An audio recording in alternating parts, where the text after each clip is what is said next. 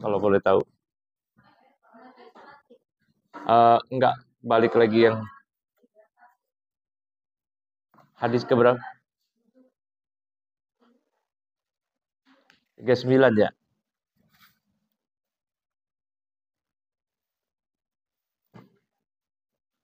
Iya benar. Bismillahirrahmanirrahim. Assalamualaikum warahmatullahi wabarakatuh. Alhamdulillahi rabbil alamin. Wassalatu wassalamu ala asyrafil anbiya'i wal mursalin. Nabina wa sayyidina Muhammadin wa ala alihi wa sahbihi ajma'in. Wa asyhadu an la ilaha illallah wahdahu la syarikalah. Wa asyhadu anna Muhammadan abduhu wa rasuluhu amma ba'd. Baik. Mahat sekalian, azanallahu yakunna. Alhamdulillah setelah kita berpuasa di bulan Ramadan dan dengan segala amal-amal, tentu kita berharap kepada Allah Subhanahu wa taala agar amal tersebut diterima. Dan para salaf dahulu ketika memasuki Syawal, ucapan yang mereka ucapkan satu sama lain ialah harapan agar amal diterima, yaitu dengan ucapan taqabbalallahu minna wa minkum. Semoga amal kami dan amal Anda semua diterima oleh Allah. Dan begitulah ya, ibu-ibu sekalian, bagaimana metode beribadah para salaf terdahulu setelah bulan Ramadan.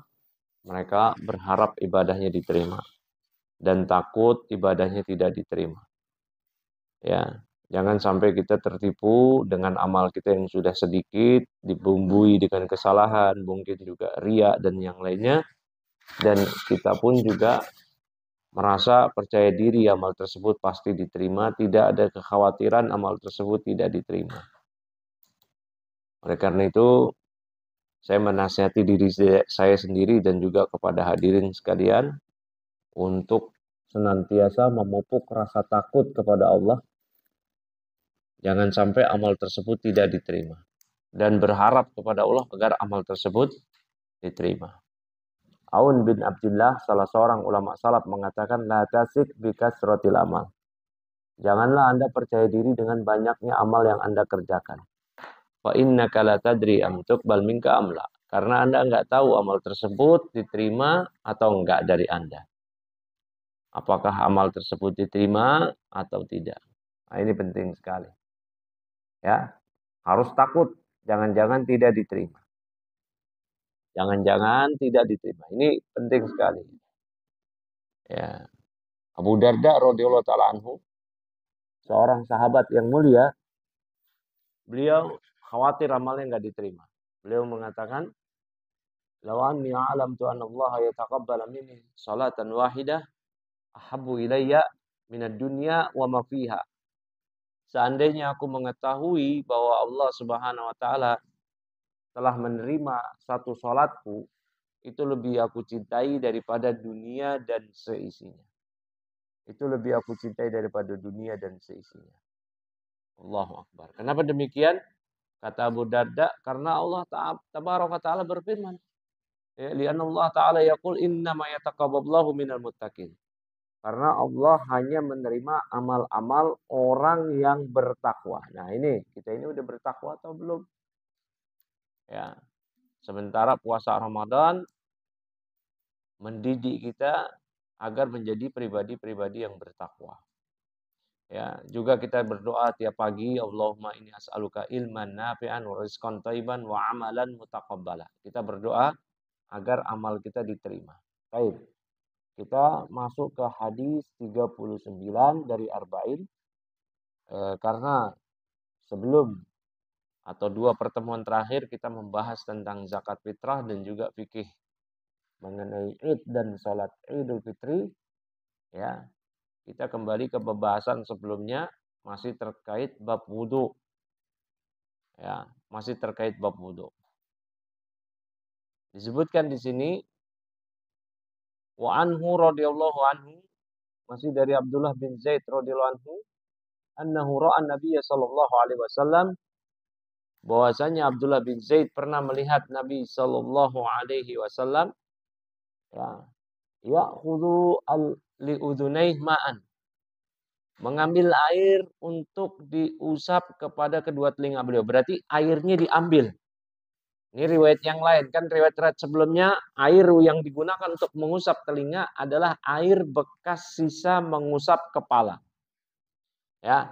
Namun di riwayat di sini disebutkan ya dari Abdullah bin Zaid bahwa beliau melihat Rasulullah SAW mengambil air ya liudunaihi ma'an khilafan ma'al ladzi aqadahu li ra'sih. Mengambil air yang dikhususkan untuk mengusap kedua telinga selain air yang digunakan untuk mengusap kepala. Berarti ada dua riwayat.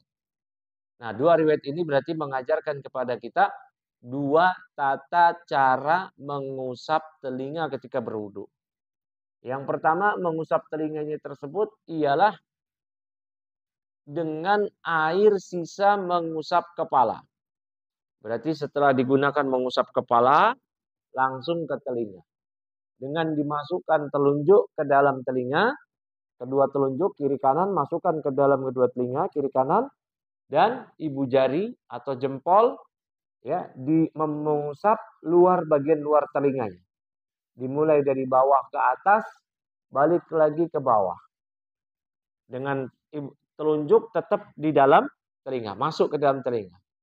Nah, ibu jarinya mengusap telinga bagian luar dari bawah ke atas, setelah dari atas balik lagi ke bawah.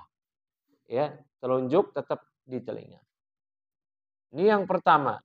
Nah, cara yang kedua, mengambil airnya, ya air yang digunakan untuk mengusap telinga adalah air yang baru, bukan air yang dipergunakan untuk mengusap kepala.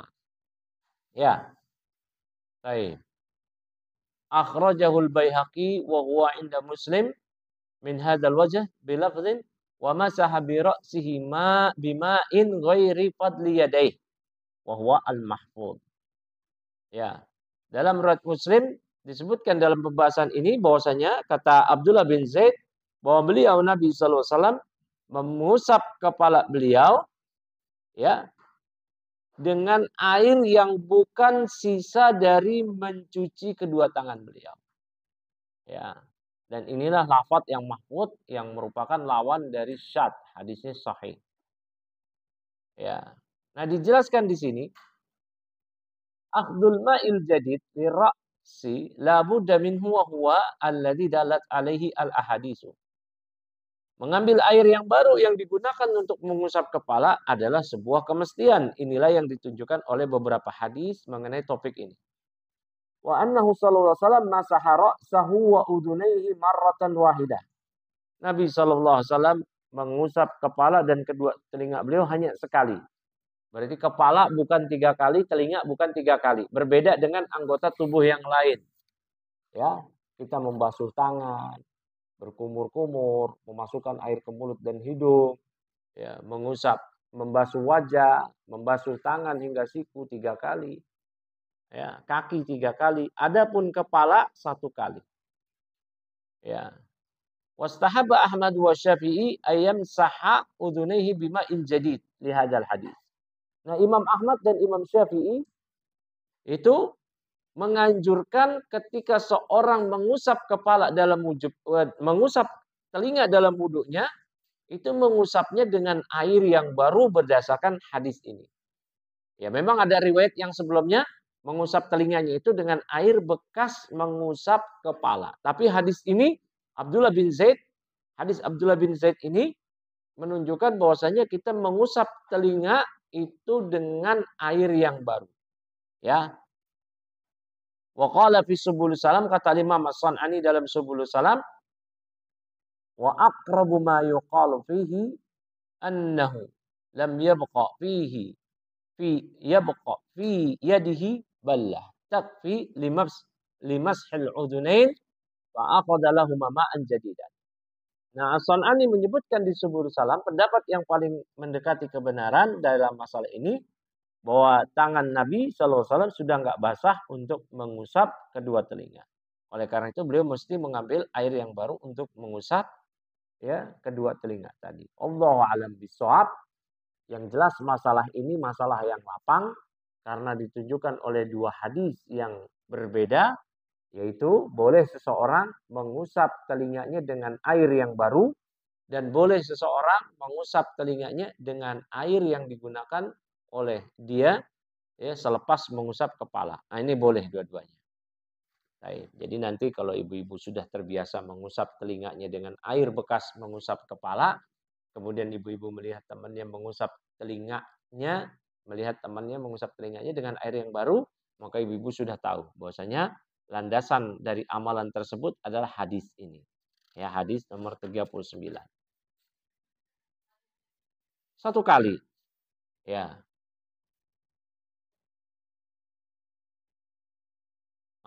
Itu ya ada yang 3 kali. Nah, itu keliru. Yang ah, ah. Yang 3 kali itu selain kepala dan telinga. Ya, selain kepala dan telinga. Yang lain 3 kali. Wajah 3 kali. Itu sunnah. Tapi sunnah 3 kali ya. 3 kali itu bukan wajib. Sunnah. Artinya pada momen-momen yang air sedikit atau iqomah sudah dikumandangkan, apalagi kita sudah masbuk, maka berwudunya hanya sekali. 3 kali itu sunnah aja kalau waktunya lapang, airnya cukup. Tapi kalau airnya tinggal sedikit dan orang ngantri, kemudian ya atau iqomah sudah dikumandangkan atau bahkan sudah sholat sudah ditegakkan, ya jangan 3 kali, ngambilnya sekali aja.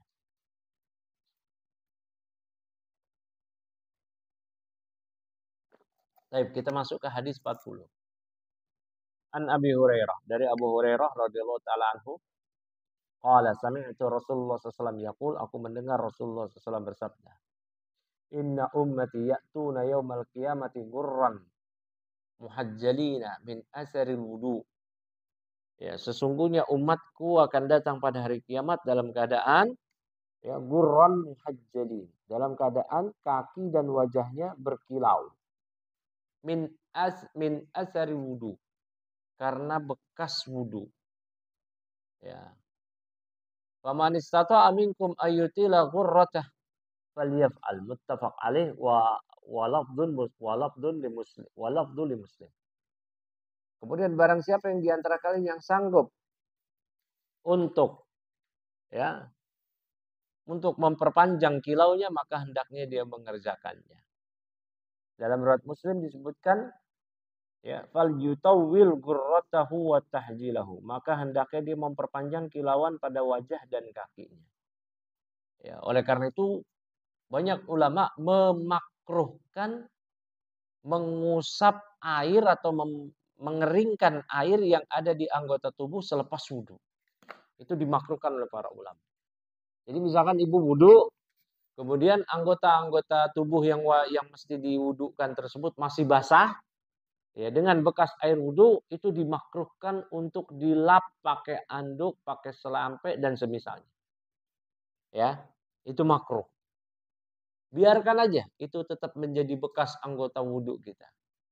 Air yang masih basah di wajah, air yang masih basah di tangan, air yang masih basah di kaki, dan anggota tubuh yang lainnya, biarin aja. Nggak usah kita lap. Nah, itu sampai-sampai para ulama menghukumi makruh. Ya, selepas berwudu terus kita lap. Nah, itu pakai handuk atau dan semisalnya. Saya barakallahu fikum. Nah, jadi hadis ini merupakan dalil tentang disyariatkannya memperpanjang kilauan wajah dan kaki. Ya, saya barakallahu fikum. Bahkan dalam hadis Abu Hurairah sampai beliau ya membasuh kakinya itu sampai ke betis. Padahal kan yang wajib sampai mana kaki? Sampai tumit mata kaki. Ya, sampai Abu Hurairah sampai ke betis. Ya, barakallahu fiik. Nah, kemudian hadis ke-41. Wa an Aisyah, dari Aisyah radhiyallahu taala anha. Qalat, ia mengatakan kana Nabi sallallahu alaihi wasallam yu'jibu at-tayammunah fi tana'ulihi wa tarajjulihi wa tuhurihi wa fi sya'ni kullih. Muttafaqun alaih. Ya. Kata Nabi kata Aisyah, Nabi SAW yu'jibuhu at-tayammun. Beliau Nabi suka untuk mendahulukan bagian kanan fit tana'ul ketika memakai sendal, wa tarajjul ketika menyisir, wa tuhurihi ketika bersuci, wa fi sya'ni kulli dan dalam segala urusan yang baik. Nah, dan di sini yang jadi acuan adalah fi tuhurihi. Ini yang jadi acuannya di sini, yang jadi pelajaran dalam hadis ini. Mendahulukan yang kanan dalam masalah bersuci. Berarti dalam berwudu juga kita dahulukan yang kanan. Ya, ini dari anggota tubuh yang berpasangan hanya dua yang kanan. Yang pertama tangan, yang kedua kaki. Adapun tadi telinga kan berpasangan, tetapi tidak disyariatkan kanan dulu baru kiri. Karena sunnahnya ialah berbarengan. Ya, kiri dan kanan. Nah, anggota tubuh yang memiliki pasangan yang disunahkan untuk dimulai kanan hanya tangan dan kaki. Adapun jari jemari, telapak tangan, ya, dan jari jemari itu dibasuh secara berbarengan, kiri dan kanan. Memasukkan air ke hidung, karena lubang hidung ada dua, berarti berpasangan, itu juga berbarengan. Nah, berarti yang didahulukan di kanan di sini hanya tangan dan kaki aja. Ya, dijelaskan di sini di syarah al-haditsu dalilun ala istihbabil bada'ati fi labsin na'li wa bil yumna. Hadis ini adalah dalil ya akan dianjurkannya memulai dengan kanan ketika mengenakan sendal, termasuk sepatu berarti. Ya, termasuk sepatu. Nah, ini sunnahnya juga memakai sendal dan sepatu, sunnahnya juga itu memakainya dalam keadaan duduk. Kalau memang sulit, ya berdiri nggak apa-apa. Ya, wal bada'a bisyikir ra'si al-aiman fit tarajjul wal ghusl wal halq. Dan juga disunahkan ya, memulai dari bagian kanan ketika menyisir, ketika mencuci kepala dan mencukur rambut. Nah, halq. Ya, ketika kita lagi cukur rambut, apakah tahallul atau cukur rambut yang lainnya, dianjurkan yang kanan. Nah, ini tentunya diberitahukan kepada si tukang cukur rambutnya. Wabil yamamin fil wudu wal ghusl wal akl wasyurbi wa fi ghairi dzalik. Dan memulai dengan yang kanan ya pada wudu, pada ketika membasuh, pada makan, minum dan yang lainnya. Qala Nawawi, kata Imam Nawawi, qaidatu syar'i al-mustamarrah al-bada'atu bil yamin fi kulli makanan fi babit takrimi wa tazayyuni. Ya, kaidah syariat ya yang mustamarrah, yang sudah baku ialah memulai dengan yang kanan pada setiap hal-hal yang baik. Yang di situ ada pemuliaan, di situ ada keindahan, ya, dimulai dengan yang kanan. Wa maka nabi didiha ustuhibba fihi at-tayassur. Nah, kalau sebaliknya yang di situ nggak ada keindahan, tidak ada pemuliaan, misalkan buang air atau yang lainnya, dianjurkan baru pakai tangan kiri, pakai yang kiri. Ya. Makanya masuk masjid kaki kanan. Keluar masjid, karena keluar masjid berarti udah nggak baik, kaki kiri. Ya. Kalau masuk rumah kaki apa? Nah, masuk rumah nggak ada dalil ya. Nggak ada dalilnya. Kaki kanan atau kaki kiri. Masuk masjid baru kaki kanan. Kita doa. Masuk masjid apa doanya Ibu? Allahumma ftahli abwaba rahmatik. Nah, masuk kamar mandi karena itu buruk. Nah, baru kiri. Allahumma inni a'udzubika minal khubuthi wal khaba'ith.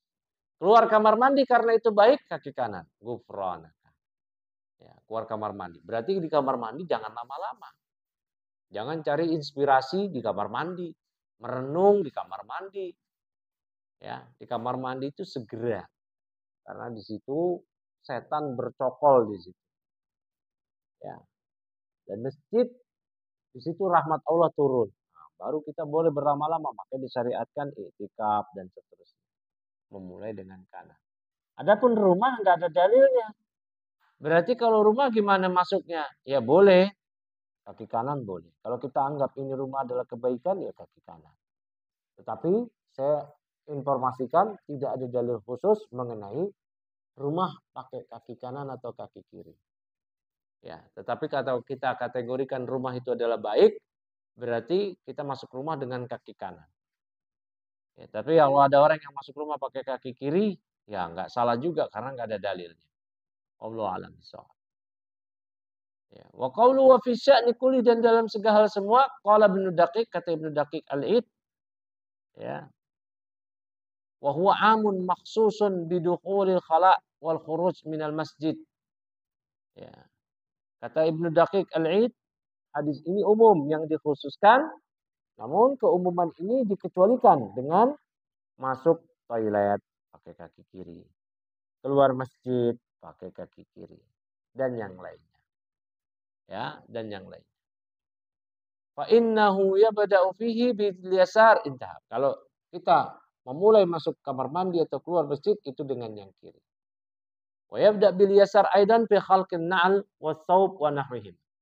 Dan juga boleh mulai dengan kaki kiri, dengan yang kiri ketika kita melepas sendal, menanggalkan pakaian dan semisalnya. Allah a'lam. Ya. Nah, kalau kita menanggalkan pakaian, ucap bismillah. Karena di situ setan nggak bisa melihat aurat kita. Tapi kalau kita main buka-buka aja, maka setan akan melihat aurat kita. Ya. Dan disunahkan memulai dengan yang kiri. Dilepasnya. Berarti kalau kita pakai celana, dianjurkan lepas yang kiri. Kaki kiri dulu kita angkat. Ya, kita lepasnya. Sendal juga demikian atau sepatu. Ketika dilepas, dianjurkan yang kiri. Pakai yang kanan.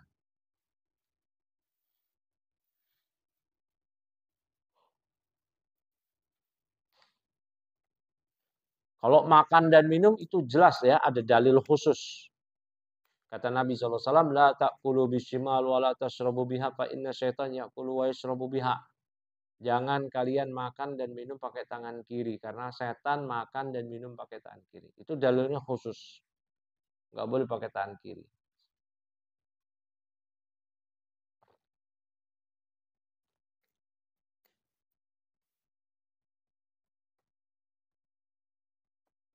Kemudian, An Abi Hurairah, hadis ke-42. Dari Abu Hurairah radhiyallahu anhu, qala Rasulullah SAW, idza tawada'tum fabda'u bi mayaminikum, akhrajahu al-arba'ah was-sahahu Ibnu Khuzaimah. Kata Nabi SAW, apabila kalian berwudu, maka mulailah dari bagian yang kanan. Ya, dikeluarkan oleh Imam yang 4 dan disahihkan oleh Ibnu Khuzaimah. Al-hadis dalilun ala masyru'iyatil bada'ati bil mayamin indal wudu wa huwa ghusl yadain war rijlain. Wa ikhtalafa fi wujubi dzalik. Nah, hadis ini adalah dalil akan disyariatkannya memulai dengan yang kanan ketika wudu. Ya, dan juga ketika membasuh kedua tangan dan kaki. Namun diperselisihkan apakah wajib atau enggak. Yang pendapat yang benar tidak wajib, karena konsekuensinya kalau ada orang memulai dia membasuh tangan kiri atau kaki kiri, berarti dia dosa. Itu konsekuensinya. Tapi kalau di sini dikatakan tidak wajib, dia tidak berdosa, cuman dia tidak mendapatkan pahala sunnah. Membasuh tangan dan kaki bukan dengan yang kanan. Ya, hadis 43. Wa anil Mughirah ibni Syu'bah, dari Mughirah bin Syu'bah radhiyallahu anhu, anna Nabi sallallahu alaihi wasallam tawadda'a wa famasaha binasiyatihi wa 'alal imamati wal khuffain. Akhrajahu Muslimun. Kata Mughirah bin Syu'bah, Nabi sallallahu alaihi wasallam beliau mengusap ubun-ubun beliau. Ya, ketika membasuh kepala. Ketika mengusap kepala, maka beliau hanya mengusap ubun-ubun. Ubun-ubun itu bagian tengah kepala yang di atas. Wa 'alal imam, mengusap sorban beliau. Wal khuffain, dan 2 sepatu. Masalah khuf pernah dibahas ya? Pernah kan? Ya, udah lewat berarti ya. Akhrajahu Muslim.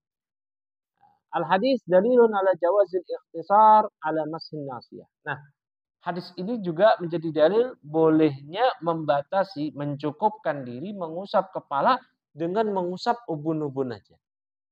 Ya, memang disunnahkan kita ketika mengusap kepala, yaitu kita ambil air, kemudian kita tumpahkan, ya, karena yang namanya kepala bukan dibasuh dalilnya, tetapi hanya diusap. Diusap dengan membasuh itu berbeda.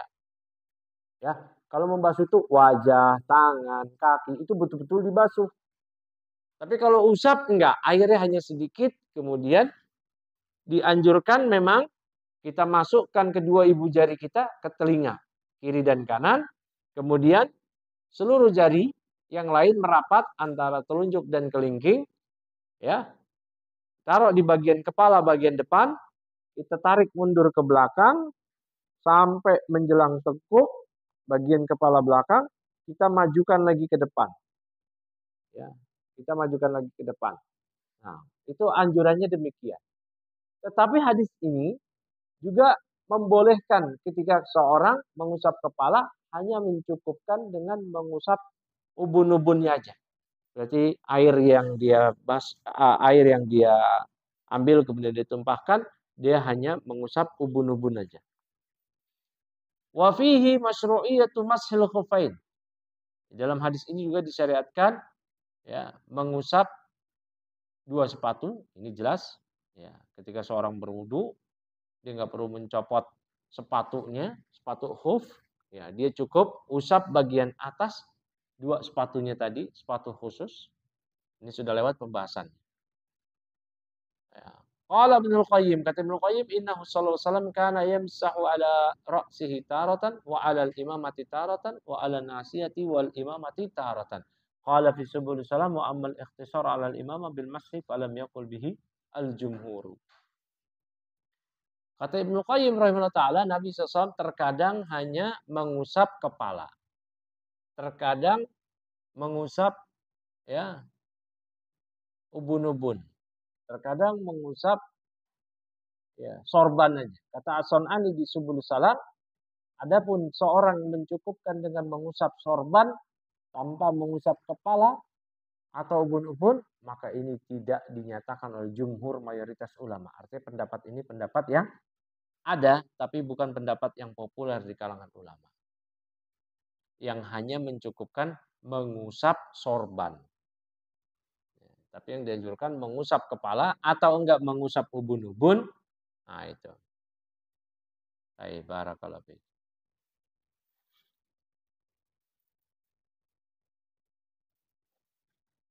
Kemudian hadis ke-44.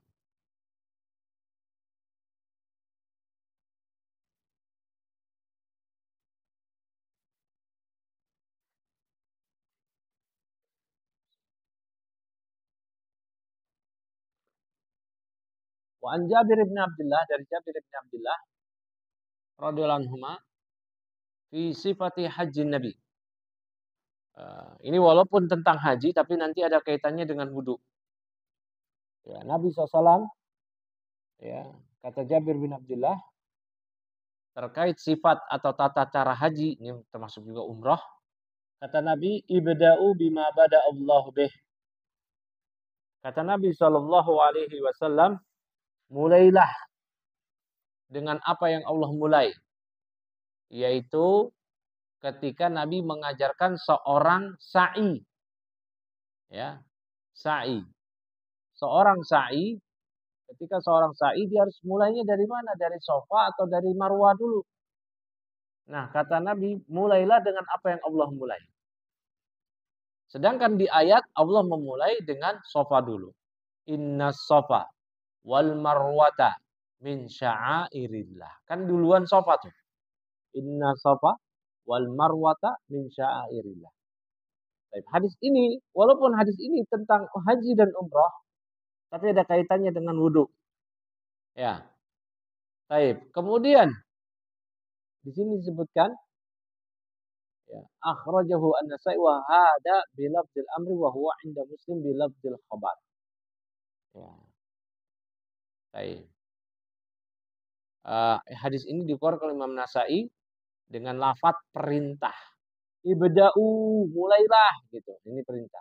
Sedangkan dalam riwayat Muslim, lafadznya bukan lafadz perintah, tapi lafadz khobar. Lafadz kabar yang mengabarkan. Nabi memulai dengan apa yang Allah mulai. Kalau ini mulailah. Nah, barakallahu fiik. Nah, apa kaitannya dengan wudhu ya dari bahasan kita? Kok langsung lompat ke masalah haji? Nah, ini ada kaitannya. Walabdul hadisi inda Muslim summa kharaja. Ai anna Nabi sallallahu alaihi wasallam minal bab ay kharaja an-nabi sallallahu minal bab ila safa falamma dana minas safa qara'a inna safa wal marwata min sya'airillah. Nabi SAW keluar dari pintu masjid menuju sofa. Tatkala beliau mendekati ke sofa, beliau membaca ayat. Beliau kemudian membaca ayat inna safa wal marwata min sya'airillah nabda'u bima bada Allah bih. Kita memulai dengan apa yang Allah mulai. Berarti sa'inya dari sofa dulu. Fabada abis sofa libada'atillahi bihi fil ayat. Maka Nabi memulai sa'inya di sofa karena Allah memulai di ayat tadi juga dengan sofa duluan. Wa ayatul wudu hiya qauluhu ta'ala, dan ini kaitannya ada nih dengan wudu, dan ayat terkait wudu firman Allah Ta'ala, ya ayyuhalladzina amanu idza kuntum ila sholati faghsilu wujuhakum. Wahai orang yang beriman, apabila kalian berdiri hendak mengerjakan sholat, faghsilu wujuhakum, maka basuhlah wajah kalian, wa aydiyakum, tangan kalian, ilal marafiqi, sampai siku, wamsahu bi ru'usikum, usaplah kepala kalian, wa arjulakum ilal ka'bain, dan basuhlah kedua kaki kalian sampai kedua siku. Ya. Dakhilatun tahtal amri biqauli ibda'u bima bada Allah bih wa yajibu adl bada'atu bi ghuslil wajhi tsumma ba'dahu ala tertib. Maka wajib memulai dengan membasuh wajah, ya, dan setelahnya secara tertib. Nah, ini ada kaitannya. Jadi ketika Allah sebutkan inna safa wal marwata min sya'airillah, karena Allah sebutkan sofa dulu, berarti kita sa'inya dari sofa dulu. Nah, begitu juga ketika berwudu, Allah menyebutkan basuh wajah dulu. Dari anggota-anggota tubuh yang wajib dibasuh, alias yang menjadikan rukun wudu. Berarti kita basuh wajah dulu, jangan tangan dulu, tak kaki dulu atau kepala dulu. Tapi wajah dulu. Nah, ini makanya tartib dalam mazhab Syafi'i hukumnya wajib. Tartib dalam mazhab Syafi'i ketika wudu hukumnya wajib. Tartib itu apa? Sesuai dengan urutan. Ya, berdasarkan tartib urutan di ayat. Maka dalam mazhab Syafi'i orang yang berwudu, dia berwudunya tangan dulu baru wajah, nggak sah wudunya. Tidak sah. Barakallahu fiik. Ya. Ini ada kaitannya dengan sofa dan marwah.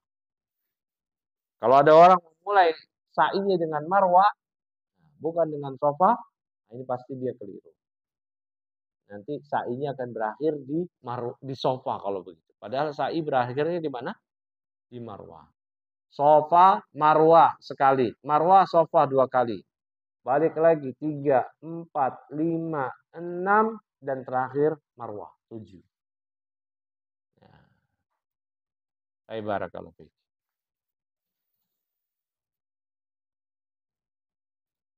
Kemudian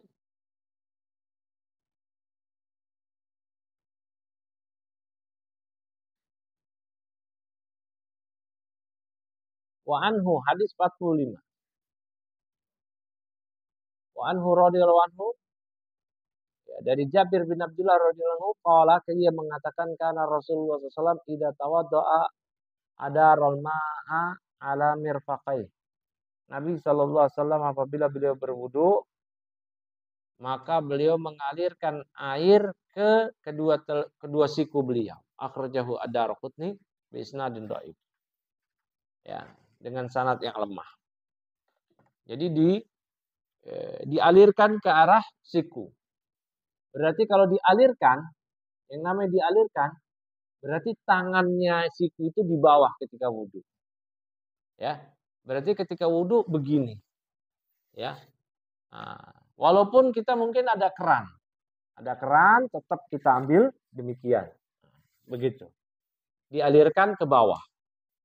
Ya, dialirkan ke bawah. Nah, sebagian orang sikunya di atas ketika wudhu. Nah, sikunya di atas. Nah, itu keliru. Tapi nggak apa-apa tuh, wudhunya tetap sah selama terbasuh semua. Nah, yang benar adalah siku di bawah.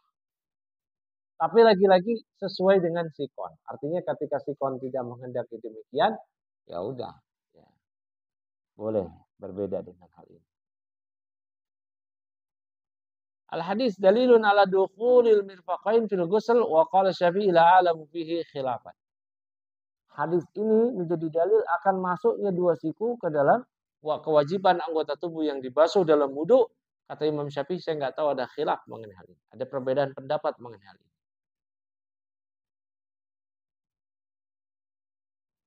Nah, kemudian wa'an Abi Hurairah, dari Abu Hurairah.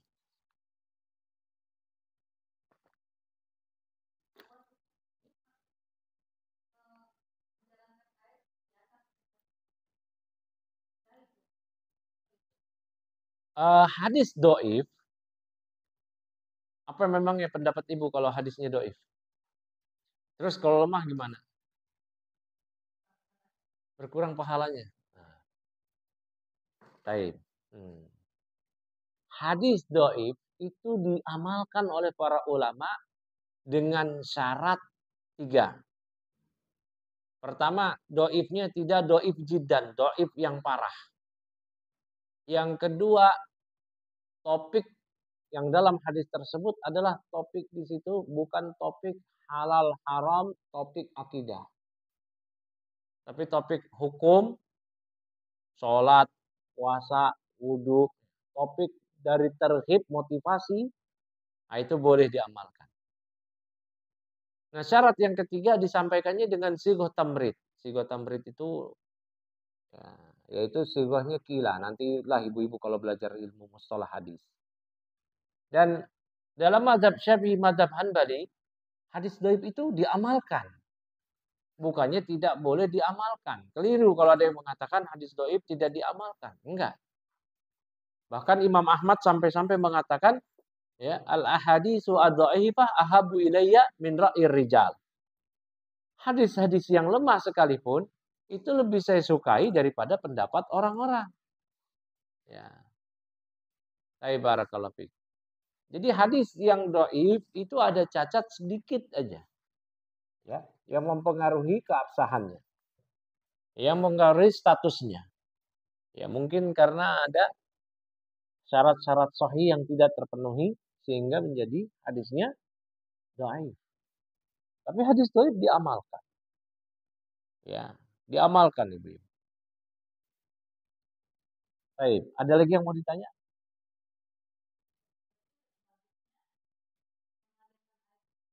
Iya. Tapi lagi-lagi lihat sikonnya. Kalau sikonnya nggak mendukung, ya kita ya sesuai dengan keadaan aja. Kemudian hadis 46. An Abi Hurairah, dari Abu Hurairah radhiyallahu taala anhu, qala, ia mengatakan, qala Rasulullah, la wudu'a liman lam yadhkurismallahi alaih. Tidak ada wudu bagi orang yang tidak mengucapkan bismillah ketika wudu. Akhrajahu Ahmad wa Abu Dawud wa Ibnu Majah bi isnadin dhaifin.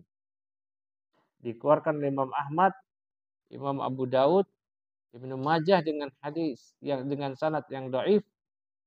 Ya. Walid Tirmidzi an Sa'id bin Zaid wa Abi Sa'id wa nahwuhu qala wa Ahmad la yasbutu fihi syai'. Nah, kata Imam Ahmad terkait hadis ini la yasbut fihi syai'. Artinya tidak valid sedikit pun mengenai hal ini. Ya, berarti makanya di kalangan para ulama mazhab tidak disebutkan rukun wudu mengucap bismillah. Ya.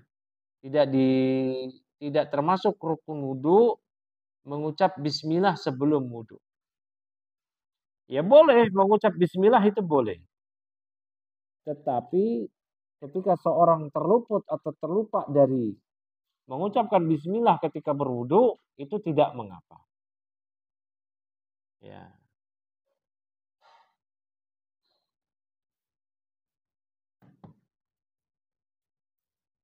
Nah, disebutkan di sini walabdul hadis, lafadz hadisnya la salata liman la wudu'a lahu.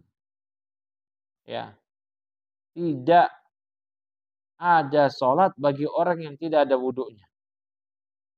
Kemudian ya, wala wudu'a liman lam yadhkur ismallahi alaih, dan tidak ada wudu bagi orang yang tidak mengucap basmalah. Wa inda Tabarani min hadisi Abu Hurairah, dan juga menurut Imam Tabarani dari hadis Abu Hurairah, idza tawadda'ta faqul bismillah walhamdulillah. Kalau Anda berwudu maka ucapkanlah bismillah dan alhamdulillah. Fa inna hibdataka la tazalu tuktabu laka alhasanatu hatta tahdusa min dzalika wudu. Karena dengan Anda menjaga hal ini, ya, berarti Anda senantiasa dicatat kebaikan untuk Anda hingga Anda berhadas, batal wudunya. Wal hadis dalilun ala masyru'iyyati tasmiyati fil wudu. Hadis ini juga menjadi dalil akan dianjurkannya mengucapkan bismillah. Tasmiyah itu. Bismillah dalam wudu. Wah, talafa al ulama fi wujubiha. Namun para ulama berselisih terkait hukum kewajibannya. Ya. Nah, banyak ulama yang melemahkan hadis ini, berarti hadisnya menjadi ya lemah, namun tetap diamalkan, tetapi tidak sampai membawa kepada kesimpulan hukum wajib, namun hanya dihukumi sunnah. Ya.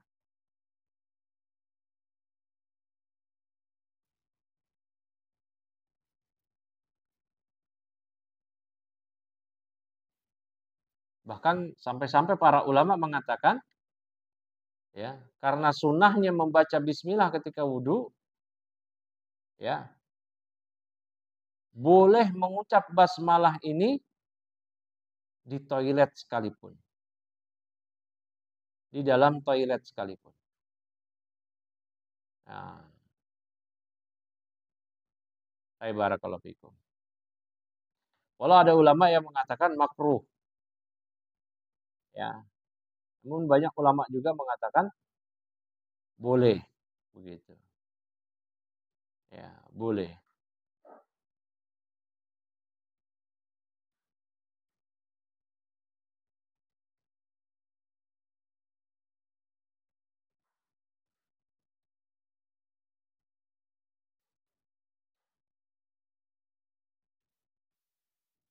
Nah, untuk menghindari kemakruhan, kita bacanya sir. Di toilet bacanya sir, yaitu pelan. Bismillah yang cukup didengar oleh kita aja. Ya.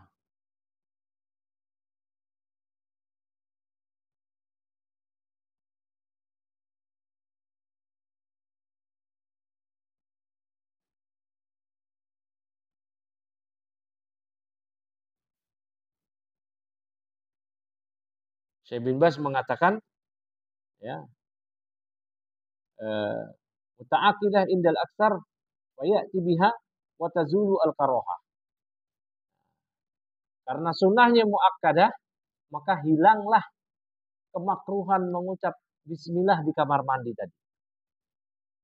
Bahkan sebagian ulama mengatakan wajib. At-tasmiyah wajibah inda ba'di ahli ilmi, kata Syekh bin Baz. Mengucap bismillah wajib. Wa muta'aqqid indal aksar, namun menurut mayoritas ulama hanya sunnah muakkadah. Ya. Maka dengan hal ini menjadi hilang kemakruhan. Boleh kita mengucapkan bismillah di kamar mandi.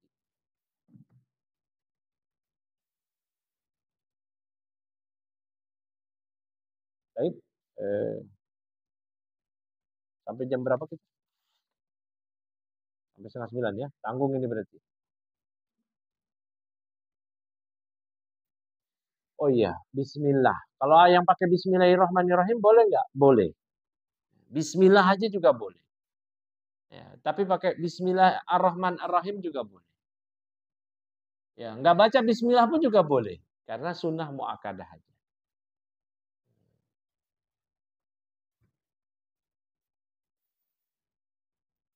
Wa an Talhah ibnu Musarrif, dari Talhah ibnu Musarrif, an abihi, dari bapaknya, an jaddihi, dari kakeknya, radhiyallahu anhu, qala, ia mengatakan, ra'aitu Rasulullah SAW yafsilu bainal madmadah wal istinsyaq. Akhrajahu Abu Dawud bi isnadin dha'if. Nah, ini sama seperti kasus mengusap kepala dan telinga. Ada dua riwayat yang menggabungkan. Ya. Dan ada riwayat yang lain yang memisah. Sama ini juga ketika kita memasukkan air ke mulut dan ke hidung. Istinsyak dan madmadah. Madmadah memasukkan air ke mulut, istinsyak memasukkan air ke hidung. Ya, berkumur dan memasukkan air ke hidung. Ada dua riwayat. Riwayat yang ini memisah. Mulut dulu, kumur 3 kali, disembur, dikeluarkan air setelah dimasukkan. Dan yang kedua, memasukkan air ke hidung, dipisah. Berbeda dengan air yang baru. Ya, juga ada riwayat nanti setelahnya menggabungkan. Kita ambil air, kita tampung di kedua telapak tangan kita masukkan berbarengan ke mulut dan hidung. Kemudian kita keluarkan 3 kali. Ya, kalau mau jalur hemat dan cepat tentu riwayat yang ini. Ya, hemat air, cepat waktu. Ya. Nah, di sini dijelaskan Rasulullah SAW mau memisah antara madmadah, memasukkan air ke mulut, dan istinsyak, memasukkan air ke hidung. Akhrajahu Abu Dawud bi isnadin dhaif. Ya. Al-hadis dalilun ala masyru'iyatil fasli bainal madmadah wal istinsyak bi ayyukhadha li kulli wahidin ma'un jadidun. Hadis ini menjadi dalil akan disyariatkannya memisah antara madmadah dan istinsyak. Antara berkumur-kumur, memasukkan air ke mulut dan memasukkan air ke hidung. Ya. Dengan diambil air yang baru untuk memasukkan air ke mulut dan memasukkan air ke hidung. Nah, jadi ini perkaranya lapang. Boleh dua-duanya. Ya, ketika ibu wudhu boleh sendiri memasukkan air ke mulut, baru memasukkan air ke hidung. Berdasarkan hadis yang ini dipisah, boleh juga digabungkan. Allahu a'lam bishawab. Ya. Baik, cukup ya. Nah, kita lanjutkan permasalahan dengan soal jawab bagi ibu-ibu yang mau bertanya, silahkan. Tafadhol. Tafadhol. Ya.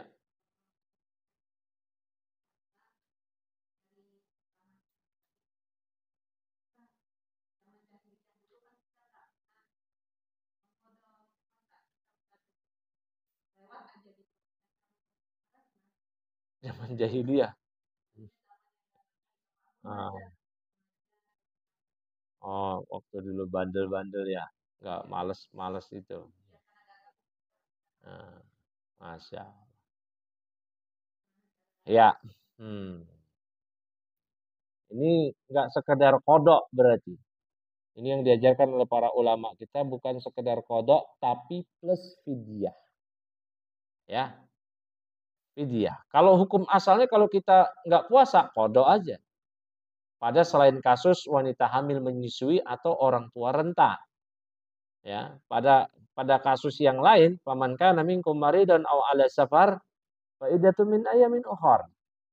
Ya. Dan siapa yang enggak mampu puasa di antara kalian karena sakit atau karena safar, maka dia diganti dengan hari yang lain. Adapun yang fidyah di hukum asalnya hanya untuk orang yang enggak mampu. Ya, Allah jelaskan di ayat berikutnya, wa 'alal ladzina yutiqunahu fidyatun ta'amu miskin. Dan orang yang enggak mampu puasa karena dia jompo atau orang yang hamil atau menyusui, dia bayar fidyah plus kodok. Tergantung, itu nanti pembahasannya. Nah, bagaimana dengan kita yang bukan kayak tadi itu? Nggak puasanya karena bandel, nakal, ya, di rumah sahur, pulang-pulang ikut buka, padahal di luaran nggak puasa, mampir warteg dan seterusnya. Atau karena diundur-undur, ntar aja lah, Tiba-tiba masuk Ramadan berikutnya. Terus berulang. Ya, barakallahu fikum. Maka kata para ulama, ini dijelaskan di kitab Mughnil Muhtaj oleh Al-Khatib Asy-Syirbini dalam Adab Syafi'i, ia hanya berkewajiban mengqadha puasanya sampai dia mampu melaksanakan. Ya. Jadi kalau tidak memungkinkan, masih ada udzur, ya udah dia puasa, ya, dia puasa, begitu. Nah, dia berapa lama nih? Misalkan dia kira-kira sebulan, ya udah. Atau 2 bulan, dia bayar. 3 bulan dia masih tahu. Nah sekarang kalau yang udah enggak itu, ya tidak ada udzur, maka dia berkewajiban qadha puasa semampu dia ditambah dengan membayar fidyah. Bayar fidyahnya 1 mud, ya, per hari. Fidyah. Ya, 1 mud. 1 mud masih ingat nggak Ibu 1 mud itu berapa? Kan kalau zakat kemarin Ibu itu 1 sok. 1 sok 4 mud. Ya, kalau mud itu gampang ya. Ibu raup, ya. Ibu ketika mengadahkan tangan berdoa kan begini. Ibu raup itu beras, raup dengan tangan ibu sampai membumbung tinggi berasnya, menggunung dan udah nggak tumpah lagi. Nah, itu namanya 1 mud. Ketika ibu lagi berdoa begini, ibu raup sampai membumbung tinggi. Nah, ketika kita mengkodoknya dengan yang kita mampu per hari plus itu, plus sedekah itu. Makanan mentah, bukan jadi. Beras kalau kita makanan pokoknya. Ya. Baik. Maka dia kodok membayar 1 fidyah, membayar fidyah per harinya per 1 mud. Ya.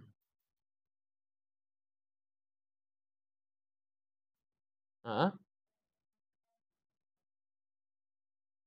Ya niat kodok puasa yang dulu.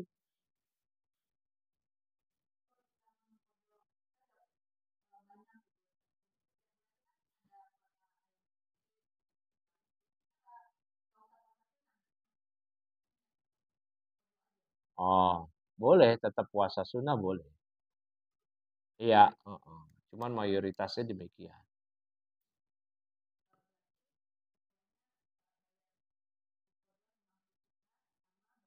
Fidyah. Iya.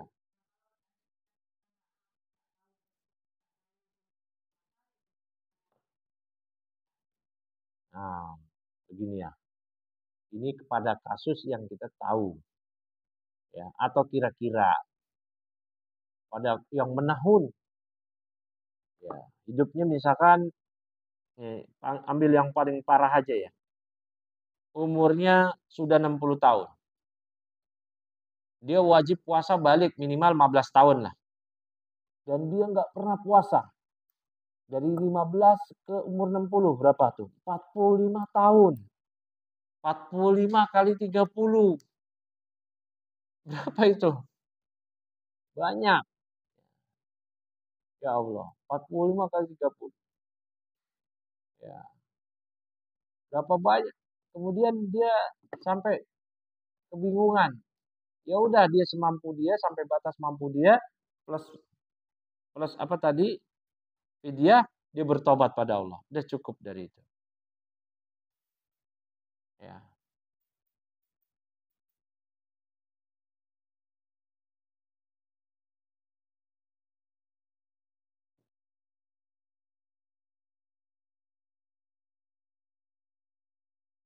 Ada yang lain tanya?